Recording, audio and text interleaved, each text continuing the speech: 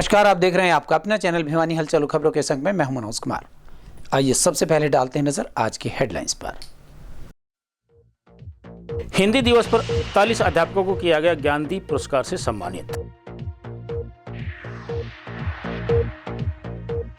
मरीज को रक्त की पूर्ति करते समय रक्त का धर्म या जाति नहीं देखी जाती, कहा वीसी दीप्ति धर्मानी ने। बुआनीखेड़ा के कांग्रेस प्रत्याशी पर रामकिशन फौजी ने लगाए गंभीर आरोप। और अब खबरें विस्तार से। भारत की राष्ट्रभाषा हिंदी की अपनी अलग पहचान है और हिंदी हमारे देश की धरोहर है। यह कहना था केएम बीएड कॉलेज के प्राचार्य डॉक्टर राजीव शर्मा का, जो हिंदी दिवस के अवसर पर हनुमान झोड़ी धाम में मुख्य अतिथि के रूप में बोल रहे थे। हनुमान झोड़ी मंदिर धाम में युवा जागृति एवं जन कल्याण मिशन ट्रस्ट द्वारा हिंदी दिवस पर हिंदी अध्यापकों का सम्मान किया गया। कार्यक्रम में विभिन्न विद्यालयों से आए हुए अध्यापकों को ज्ञानदीप पुरस्कार से सम्मानित किया गया। डॉक्टर राजीव ने कहा कि हिंदी के प्रति हमारी प्रतिबद्धता बनी रहनी चाहिए। हिंदी भाषा ही है जो हम सबको जोड़े रखती है। हनुमान जोड़ी मंदिर में युवा जागृति एवं जन कल्याण मिशन ट्रस्ट द्वारा हिंदी अध्यापक दिवस पर समारोह का आयोजन में बतौर मुख्य अतिथि केएम बीएड कॉलेज के प्राचार्य राजीव शर्मा ने शिरकत की। कार्यक्रम में मंच का संचालन मनोज शर्मा ने किया तथा सानिध्य मंदिर के बाल योगी महंत चरणदास महाराज का रहा। इस मौके पर 41 गुरुजनों को राष्ट्रभाषा हिंदी ज्ञानदीप पुरस्कार से सम्मानित किया गया। केएम बीएड कॉलेज के प्राचार्य डॉक्टर राजीव शर्मा ने कहा कि हिंदी भारत की एकता, विविधता, देशभक्ति, संस्कृति एवं समृद्धि का प्रतीक है। हमें हिंदी की बढ़ती उपयोगिता को समझना चाहिए ताकि हम अपने विचारों को सही ढंग से व्यक्त कर सकें। इस मौके पर बाल योगी चरणदास महाराज ने कहा कि हिंदी भाषा देश की गौरवमयी संस्कृति, गाथाएं एवं इतिहास का प्रतीक है।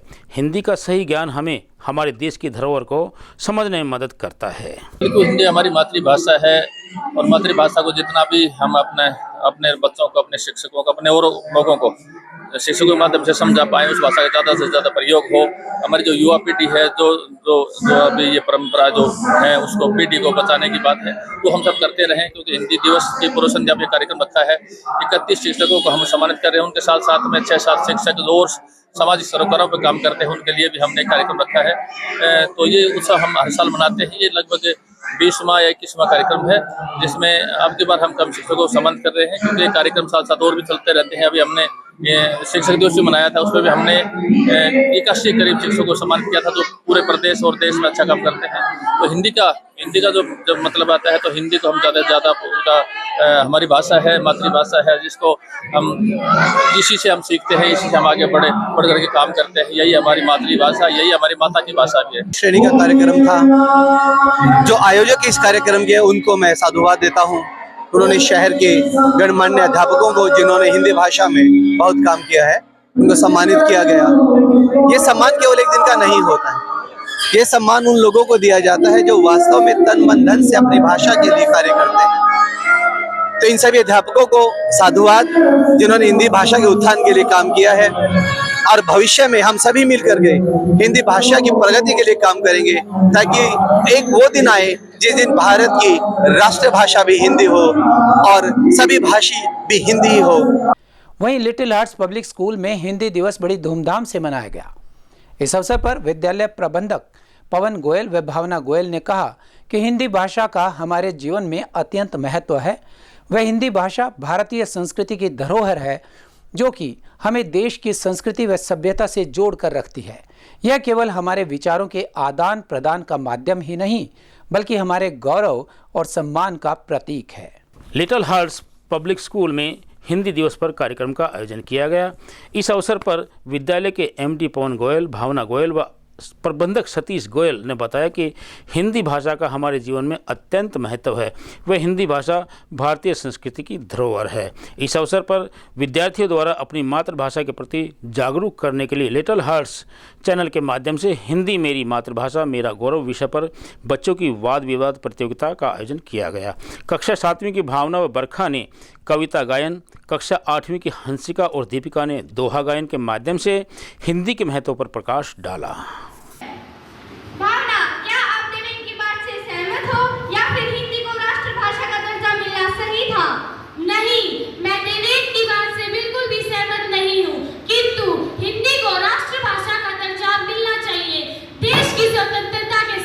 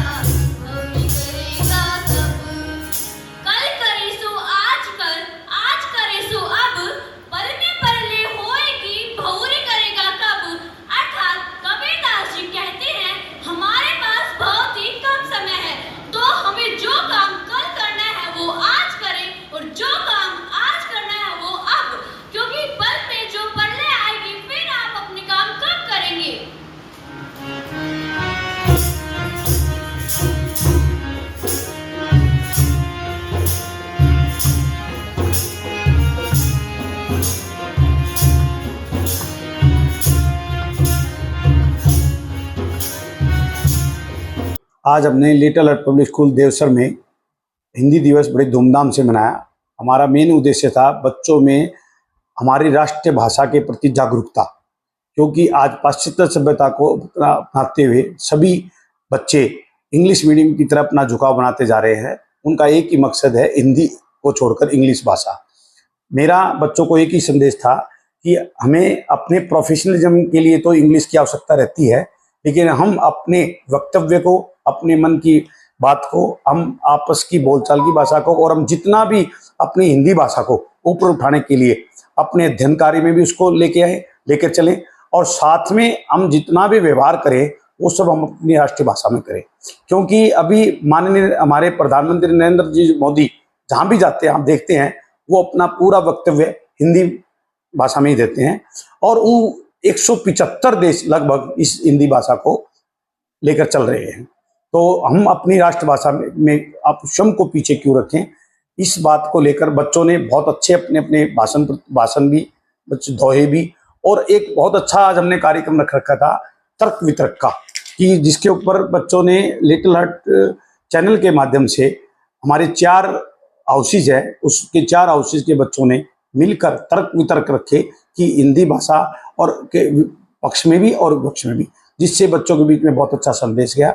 और मैं आशा करता हूं कि इस प्रकार के जो दिवस, इस प्रकार के जो कार्यक्रम है, वो हमारे बच्चों के चहुमुखी विकास में बहुत योगदान देते हैं। राजीव गांधी राजकीय महिला महाविद्यालय में सम्मान एक प्रयास समिति द्वारा मेडिकल कैंप का आयोजन किया गया। कैंप का शुभारंभ मुख्य अतिथि CBLU की कुलपति प्रोफेसर दीप्ति धर्मानी द्वारा किया गया।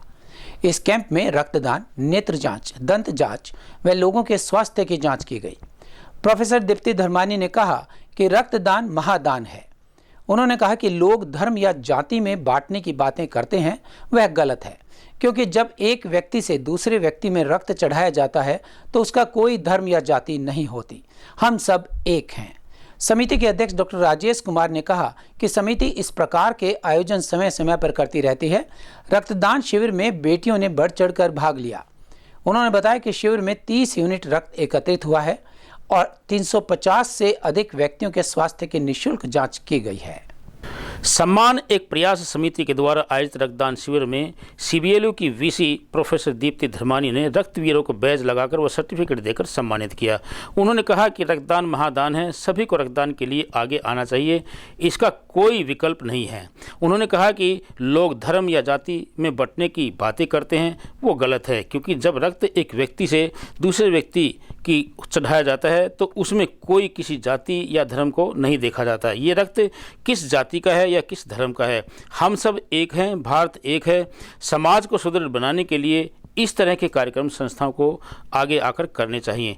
आज के कार्यक्रम का आयोजन सम्मान एक प्रयास समिति के द्वारा जो किया गया है, बहुत ही प्रशंसनीय कार्यक्रम है, प्रशंसनीय प्रयास है। मैं उन्हें अपना साधुवाद देती हूँ। और जिस आंगन के अंदर ये कार्यक्रम किया गया उसकी एक विशिष्ट महत्व है, क्योंकि ये महिला महाविद्यालय है। महिलाओं को एनीमिया की कमी अक्सर रहती है, लेकिन उससे भी ज़्यादा ज़रूरी है उस कमी को कैसे पूरा किया जाए, इस बात का ध्यान। आज का रक्तदान शिविर और चिकित्सा शिविर जो लगाया गया है, बच्चियों को अच्छी सेहत प्राप्त हो, इस दिशा में एक प्रयास है। मैं सभी आयोजकों को बहुत बहुत बधाई देती हूँ। रक्तदान महादान है, सिर्फ इसलिए नहीं कि रक्त जो है वो कीमती है, इसके महत्व को समझना ज़रूरी है, क्योंकि जो रक्तदान देता है वो भी लाभान्वित होता है और जिसे रक्त मिलता है वो भी जीवन दान उसे प्राप्त होता है।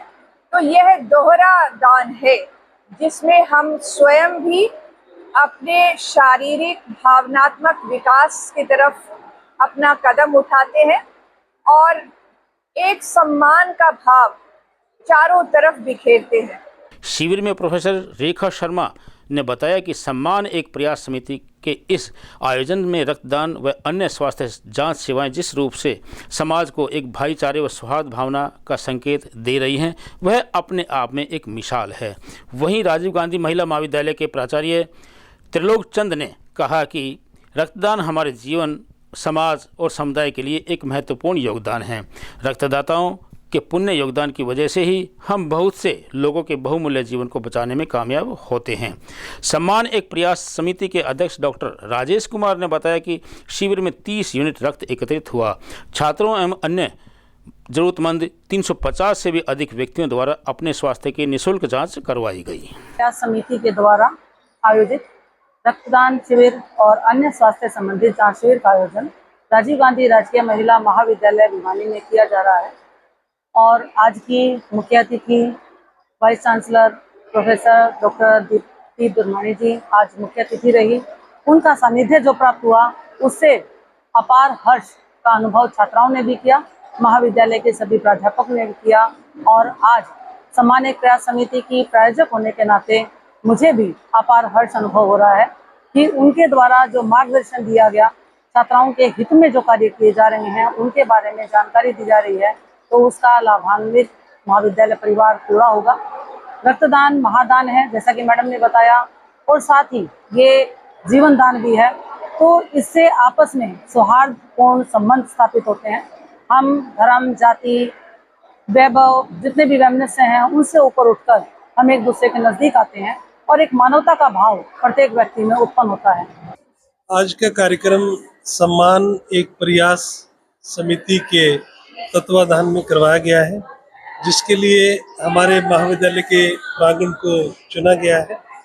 इस कार्यक्रम में रक्तदान शिविर एवं स्वास्थ्य जांच शिविर लगाया गया है, जिसमें स्वास्थ्य विभाग की टीम बच्चों के, विद्यार्थियों के और रक्तदाताओं के रक्त हेतु यहाँ पहुंची है। इसमें रक्तदाता बढ़ चढ़कर अपनी भागीदारी सुनिश्चित कर रहे हैं और महाविद्यालय की छात्राएं एवं नागरिक बंधु बांधव यहाँ पर स्वास्थ्य जांच करवा रहे हैं और लाभान्वित हो रहे हैं। इस कार्यक्रम को बहुत बेहतरीन तरीके से सम्मान एक प्रयास समिति के द्वारा आयोजित करवाया गया है, तो मैं इस समिति को अपनी तरफ से बहुत बहुत बधाई प्रेषित करता हूँ, शुभकामनाएं देता हूँ। इस अवसर पर चौधरी बंसीलाल विश्वविद्यालय की कुलपति महोदया प्रोफेसर दीप्ति धर्मानी ने विशिष्ट मुख्य अतिथि के रूप में शिरकत की है और विद्यार्थियों को, रक्तदाताओं को बहुत बेहतरीन तरीके से प्रेरित किया है और उन्होंने बताया है कि रक्त का कोई भी जाति नहीं होती है, रक्त की कोई मजहब नहीं होता है, अतः इन सब से ऊपर उठकर मानवता के लिए रक्तदान करना चाहिए। आप साथियों के माध्यम से बताना चाहूँगा, ये सम्मान एक प्रयास समिति का हमारा आज का 11वां रक्तदान शिविर दंत जांच, नेत्र जांच और स्वास्थ्य जांच निःशुल्क शिविर का आयोजन सम्मान एक प्रयास समिति के द्वारा किया जा रहा है, जिसमें आज की जो मुख्य अतिथि के रूप में प्रोफेसर दीप्ति धर्मानी जी, कुलपति महोदया चौधरी बंसीलाल विश्वविद्यालय भिवानी और विशिष्ट अतिथि और इस शिविर की प्रायोजक प्रोफेसर रेखा शर्मा जी सेवानिवृत्त और महाविद्यालय के प्राचार्य प्रोफेसर त्रिलोक चंद जी इस समारोह के विशिष्ट अतिथि के रूप में पहुंचे। मैं ये बताना चाहूँगा कि इस तरह के आयोजनों का, कार्यक्रमों का आयोजन समिति इसलिए कर रही है कि हम सबसे पहले हमारी जो बेटियां हैं उनको भी जागरूक होना चाहते हैं कि वे रक्तदान करने के लिए आगे आएं और इसमें किसी प्रकार का कोई भी भय ना समझें। नामांकन की अंतिम तारीख गुजरने के साथ ही टिकट कटने के बाद निर्दलीय प्रत्याशी के रूप में अपना फॉर्म भरने वाले उम्मीदवारों ने एक दूसरे पर आरोप प्रत्यारोप लगाने शुरू कर दिए हैं। भिवानी के भवानीखेड़ा विधानसभा क्षेत्र से टिकट कटने के बाद 3 बार के विधायक एवं पूर्व सीपीएस रहे रामकिशन फौजी ने भवानीखेड़ा से कांग्रेस प्रत्याशी से जुड़े लोगों पर नाम वापस लेने की धमकी देने संबंधित गंभीर आरोप लगाते हुए चुनाव आयोग व पुलिस से मामले का संज्ञान लेने की अपील की है।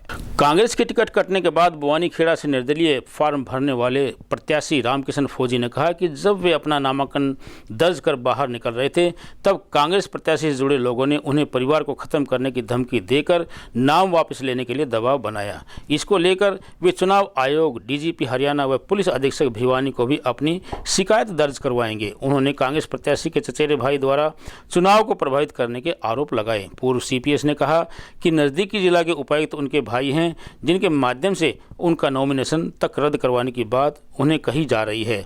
उसके साथ ही उन्होंने यह भी कहा कि भवानीखेड़ा में बाहरी प्रत्याशी को टिकट दिया जाना कांग्रेस हाईकमान पर प्रश्न चिन्ह खड़ा करता है। और इस आवाज़ को बुलंद करने के लिए मैंने निर्णय लिया कि हमें नॉमिनेशन करेंगे। नॉमिनेशन करने के बाद में जब मैं गेट से बाहर आया, कि सिक्योरिटी टाइट होती है, 5 ही लोग जा सकते हैं, जिसमें हम 5 लोग थे और मैं आगे था। मैं नॉमिनेशन करके जब गेट से बाहर आया तो वहाँ प्रदीप नरवाल जी के सैकड़ों की संख्या में लोग थे। वो जिंदाबाद के नारे लगा रहे थे, अपने उनका अधिकार है। मैं देखने के बाद में मेरे मुर्दाबाद के नारे लगाने शुरू कर दिए। मुझे कोई दिक्कत नहीं, जिंदाबाद मुर्दाबाद लगते रहते राजनीति में, हम लोग हैं। कोई जिंदाबाद भी कहेगा, कोई मुर्दाबाद भी कहेगा, मुझे कोई अफसोस नहीं है। जब मैं निकला गेट से बाहर तो कुछ लोगों ने आवाज़ लगाई कि ये रामकिशन फौजी कौन है। वो जानते नहीं थे मेरे को, वो बाहर के लोग थे। बोले ये है, बोला इसको बता देना हम यूपी के लोग हैं, बहुत बड़े गैंगस्टर हैं, और हम प्रदीप नरवाल जी के साथ रहते हैं यूपी के अंदर, बहुत बाहर इलाके में। हमने बहुत लोगों को ऐसा को इलाज किया है। और इसको मैं बोलता हूँ, ऐसी आवाज़ लगाई, या तो ये फार्म वापस निकाल लो, नहीं तो तेरे परिवार को सबको ख़त्म करेंगे।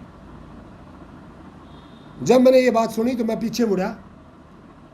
फिर दूसरे और कहे कि दूसरा एक और है, हम सोनीपत के गैंगस्टर हैं, और वो कहने लगे कि हम ये लोग आए हुए हैं, यहाँ उपस्थित है, तू बताना कहाँ रहता है,